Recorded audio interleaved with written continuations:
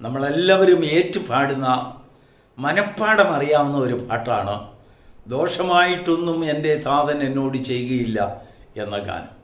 നമ്മുടെ ദുഃഖ സാഹചര്യങ്ങളിലും വൈഷമ്യഘട്ടങ്ങളിലുമൊക്കെ നഷ്ടങ്ങളിലുമൊക്കെ കർത്താവിനോട് ദൈവസന്നിധിയിൽ നമ്മൾ ആ ഗാനം ഏറ്റുപാടാറുണ്ട്.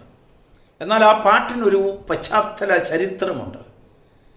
അത് എഴുതിയത് മുത്തമ്പാക്കൽ കൊച്ചുകുഞ്ഞ് ഉപദേശിയാണ്. ആ ചരിത്ര സംഭവം അറിയാത്ത മലയാളികൾ ആരും തന്നെ കാണത്തില്ല. എങ്കിലും ഒരു പ്രാവശ്യം കൂടെ ആ സംഭവത്തെക്കുറിച്ച് അല്പവിവരണം തരാം. ഒരിക്കൽ മുത്തമ്പാക്കൽ കൊച്ചുകുഞ്ഞ് ഉപദേശി ഒരു കൺവെൻഷനിൽ വചന ശുശ്രൂഷ ചെയ്തുകൊണ്ടിരിക്കുമ്പോൾ സദസ്സിൽ നിന്ന് പെട്ടെന്ന് ഒരാൾ എഴുന്നേറ്റ് വന്ന് ഒരു തുണ്ട് പേപ്പർ, ഒരു കടലാസ് കഷ്ണം അദ്ദേഹത്തെ ഏൽപ്പിച്ചു. ഏതോ ഒരു അർജൻറ്റായിട്ടുള്ള ഒരു സന്ദേശം അതിൽ കുറിച്ചിരുന്നു. വചന ശുശ്രൂഷയിടയിൽ താൻ അത് കണ്ടു, ആ വാർത്ത കണ്ടു.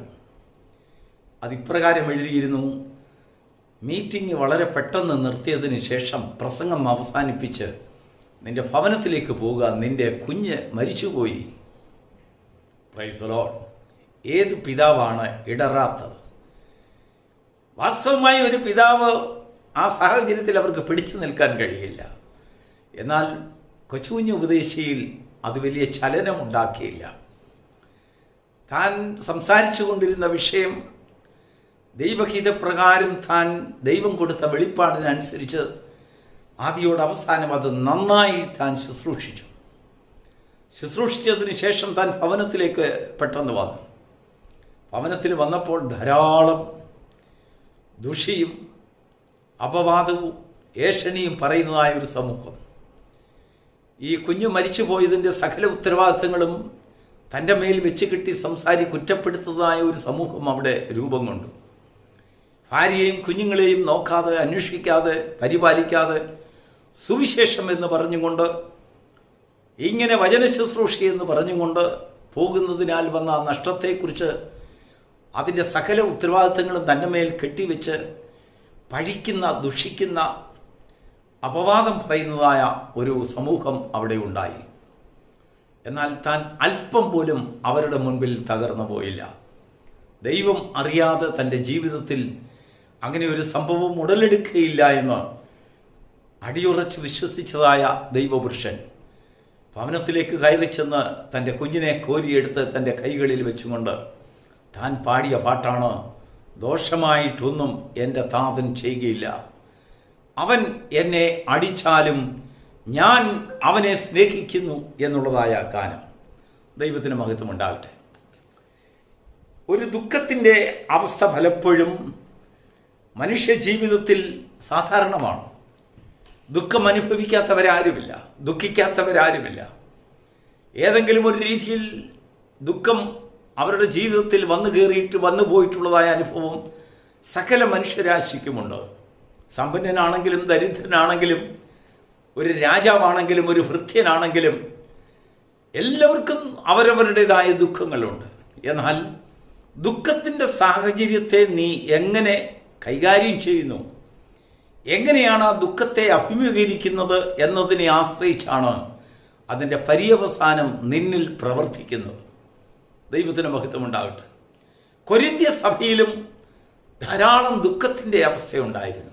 അപ്പോസ്തലനായ പൗലോസ് വളരെ ദൂരെ തന്നെ അവരെ സന്ദർശിച്ചപ്പോഴും ദൂരെ ഇരുന്നപ്പോഴുമൊക്കെ ദുഃഖത്തിൻ്റെ വിഷയത്തെക്കുറിച്ച് അവരോട് ധാരാളമായി സംസാരിക്കുകയും പ്രസംഗിക്കുകയും ഒക്കെ ചെയ്തു. ഒരു ദിവസം അവർക്ക് എഴുതിയതായ ലേഖനത്തിൽ താൻ ഒരു പ്രത്യേക കാര്യം എഴുതുകയുണ്ടായി. അതാണ് ഇന്നത്തെ നമ്മുടെ ചിന്തയ്ക്കായി ദൈവത്തിൻ്റെ ആത്മാവ് നമുക്ക് നൽകിയിട്ടുള്ളത്. കൊരിന്ത്യ സഭയ്ക്ക് എഴുതിയ 2-ാം ലേഖനം അതിൻ്റെ 7-ാം അധ്യായത്തിൻ്റെ 10-ാം വാക്യം: ദൈവഹിതപ്രകാരമുള്ള ദുഃഖം രക്ഷയിലേക്ക് നിന്നെ നയിക്കുന്നു. അതിനുശേഷം അതിൻ്റെ അവസാനത്തിൽ താൻ കുറിക്കുകയാണ്: ലൗകിക ദുഃഖം മരണത്തിലേക്ക് നിന്നെ നയിക്കുന്നു. ദൈവത്തിന് സ്തോത്രം. എന്നാൽ ദൈവഹിതപ്രകാരം ദുഃഖിക്കുന്ന ഒരു വ്യക്തിക്ക് അവൻ രക്ഷയിലേക്ക് അത് അവനെ നയിക്കുന്നതിനാൽ, മാനസാന്തരത്തിലേക്ക് നയിക്കുന്നതിനാൽ ആ വിഷയത്തിൽ അവന് വീണ്ടും ദുഃഖിക്കേണ്ടി വരുന്നില്ല. ദൈവം അവനെ ആശ്വസിപ്പിക്കുവാൻ അനേക വഴികൾ അവനിലേക്ക് പകർന്നു കൊടുക്കുന്നു. അവനോട് സംസാരിക്കുന്നു, അവനെ മനസ്സിലാക്കി കൊടുക്കുന്നു. ദോഷമായിട്ടൊന്നും ദൈവം അവനോട് ചെയ്തിട്ടില്ല എന്നുള്ളതായ ഒരു ബോധ്യം അവൻ്റെ ഹൃദയത്തിൽ വരുന്നു. അങ്ങനെ ദൈവം അവനോട് സംസാരിക്കുമ്പോൾ, ദൈവവുമായിട്ടുള്ളതായ ബന്ധം അവനുണ്ടാകുമ്പോൾ, അവൻ നേരിടുന്നതായ ദുഃഖം, അഭിമുഖീകരിക്കുന്നതായ ദുഃഖം അവൻ്റെ ജീവിതത്തിൽ ഒരു രക്ഷയുടെ ഒരനുഭവത്തിലേക്ക് അവനെ വഴി നയിക്കുകയാണ്.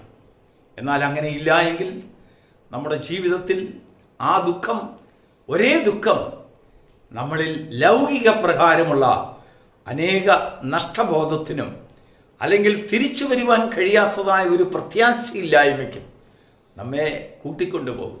അങ്ങനെയുള്ളവർക്ക് എന്താണെന്നറിയാമോ? അത് മരണത്തിലേക്ക് എന്ന് പറഞ്ഞാൽ മരണം വരെയും നമ്മെ അത് കാർന്ന് തിന്നുകൊണ്ടിരിക്കും. ദൈവത്തിന് സ്തോത്രം. എന്നാൽ ദൈവഹിത പ്രകാരം ദുഃഖിക്കുന്ന ഒരു മനുഷ്യന് ഇയ്യോബിൻ്റെ ജീവിതത്തിൽ നഷ്ടങ്ങളെ കണ്ട് അവനോളം സഹിച്ച ഒരു മനുഷ്യരില്ല. താൻ തൻ്റെ ഭാര്യയോട്, തൻ്റെ കൂട്ടുകാരോട്, ഈ ലോകത്തോടെല്ലാവരോടും അവർക്ക് അനുഭവമായിരിക്കേണ്ടതിന് അവനൊരു വാക്ക് പറയുകയാണ്: യഹോവ തന്നു. യഹോവ തന്നിട്ടുള്ളതായ കാര്യങ്ങളെക്കുറിച്ച് തനിക്ക് വലിയൊരു ബോധ്യമുണ്ടായി. യഹോവ എടുത്ത വിഷയം താൻ രണ്ടാമതാണ് ചിന്തിക്കുന്നത്. എടുത്തതിനെക്കാട്ടിലും കൂടുതൽ ദൈവം അവന് കൊടുത്തിട്ടുള്ളതായ കാര്യങ്ങളെക്കുറിച്ച് വലിയൊരു ബോധവാൻ. തൻ്റെ ഭാര്യയോട് താൻ പറയുന്നത്, ദൈവത്തിൽ നിന്ന് നമ്മൾ എന്തെല്ലാം നന്മകൾ അനുഭവിച്ചു, ഏതെല്ലാം രീതിയിലുള്ള ലാഭങ്ങൾ നമ്മൾ അനുഭവിച്ചില്ലേ, എങ്ങനെയെല്ലാമുള്ള അനുഗ്രഹങ്ങൾ നമ്മുടെ ജീവിതത്തിൽ കടന്നു വന്നത് അത് ദൈവം തന്നിട്ടല്ലേ. നമ്മളൊന്നുമില്ലാത്തവരായിരുന്നല്ലോ. ഭാര്യയോട് ഒരു പക്ഷെങ്കിൽ ഇയ്യോബ് പറഞ്ഞു കാണും, നീ എന്നോടൊപ്പം കൂടിയപ്പോൾ ഞാൻ ദരിദ്രനായിരുന്നു, എന്നാൽ ദൈവം എന്നെ സമ്പന്നനാക്കി. ഞാൻ മക്കളില്ലാത്തവനായിരുന്നു, ദൈവം നമുക്ക് കുഞ്ഞുങ്ങളെ തന്നു. നാം ആടുമാടുകളില്ലാത്തവരായിരുന്നു, ദൈവം അതൊക്കെ തന്നു. ദാസന്മാരെ തന്നു. ഇയ്യോബിൻ്റെ മുൻപിൽ ദൈവം തന്നതായ നന്മകളെക്കുറിച്ചുള്ളതായ വലിയൊരു പട്ടിക ഇയ്യോബ് വായിക്കുകയുണ്ടായി, തിരിച്ചറിയുകയുണ്ടായി. ഭാര്യയോടും തന്നെക്കുറിച്ച്, നഷ്ടങ്ങളെക്കുറിച്ച് തന്നോട് സംസാരിക്കുന്നവരോടെല്ലാം ഇയ്യോബ് തനിക്ക് ദൈവത്തിൽ നിന്ന് ലഭിച്ചതായ നന്മകളെക്കുറിച്ച് വിവരിച്ചു പറഞ്ഞു. അതിനുശേഷം താൻ പറയുകയാണ്, യഹോവ തന്നു, ദൈവം തന്നു, ദൈവം എടുത്തു. ദൈവത്തിന് അത് അധികാരമുണ്ട്.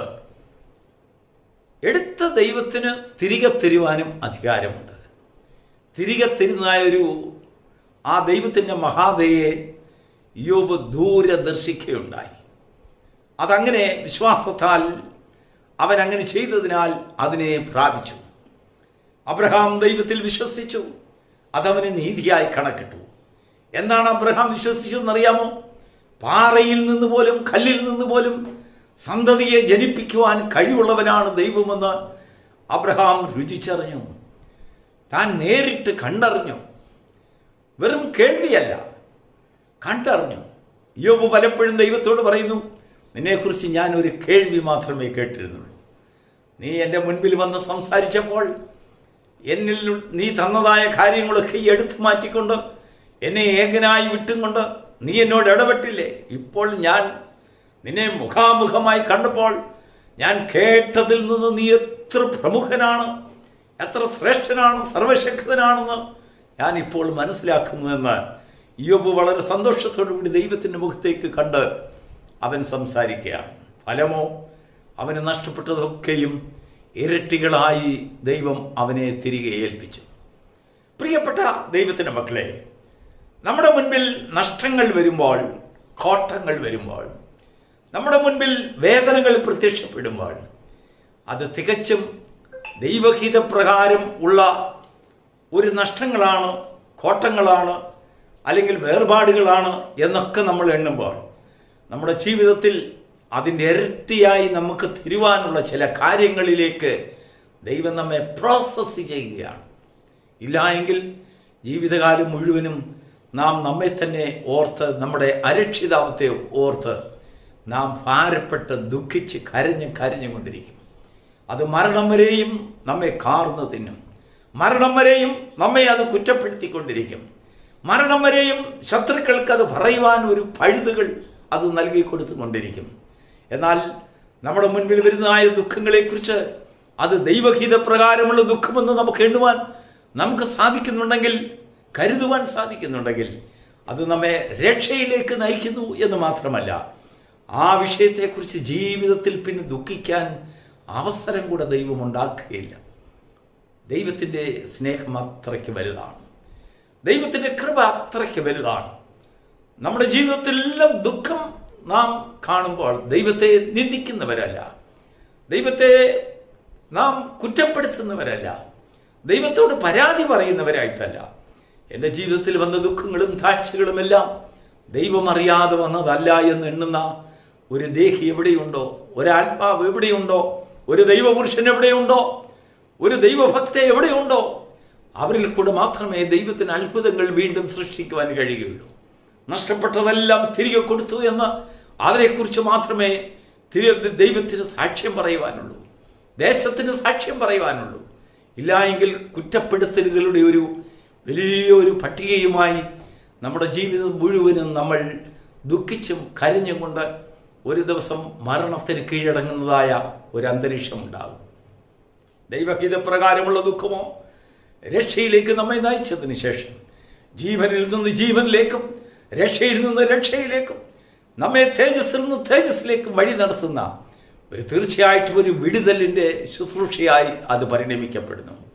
ഈ പ്രഭാതത്തിൽ ദൈവത്തിൻ്റെ വചനം ശ്രമിക്കുന്നതായ ദൈവമക്കളെ, നിങ്ങളുടെ ഹൃദയത്തിൽ, നിങ്ങളുടെ ജീവിതത്തിൽ, നിങ്ങളുടെ ദിവസങ്ങളുടെ മുൻപിൽ ദുഃഖങ്ങൾ നിന്നെ ഒരുപക്ഷെങ്കിൽ സ്വാഗതം ചെയ്തേക്കാം.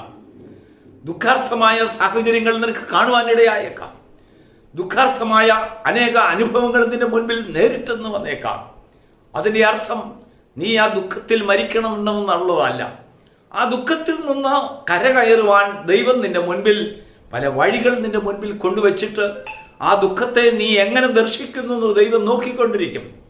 ദൈവഹിതപ്രകാരമാണ് നിന്നിൽ വന്നിട്ടുള്ളതായ ദുഃഖങ്ങളൊക്കെ എന്ന് നീ എണ്ണുന്നുണ്ടെങ്കിൽ അതിനങ്ങേപ്പുറത്തത് രക്ഷയുടെ മാർഗം കർത്താവ് കാണിച്ചുകൊണ്ട് വിടുതലിൻ്റെ കരവുമായി ദൈവം നിന്റെ മുൻപിൽ പ്രത്യക്ഷപ്പെടും.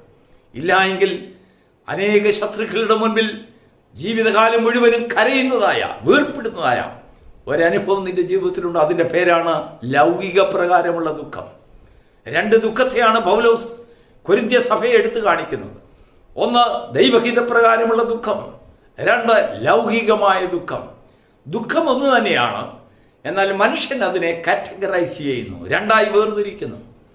എന്നാൽ നമ്മുടെ ജീവിതത്തിൽ നേരിടുന്നതായ ദുഃഖങ്ങളൊക്കെയും ദൈവഹിതപ്രകാരം എന്നെണ്ണുവാൻ നമുക്ക് ദൈവം കൃപ തരുന്നുണ്ടെങ്കിൽ, ആ കൃപ ദൈവത്തിൽ നിന്ന് അങ്ങനെയുള്ള ഒരു അഭിഷേകം നമ്മൾ പ്രാപിക്കുന്നുണ്ടെങ്കിൽ നമ്മുടെ ജീവിതത്തിൽ അതൊരു അനുഗ്രഹമായി നമ്മെ അത് അനുധാവനം ചെയ്യും.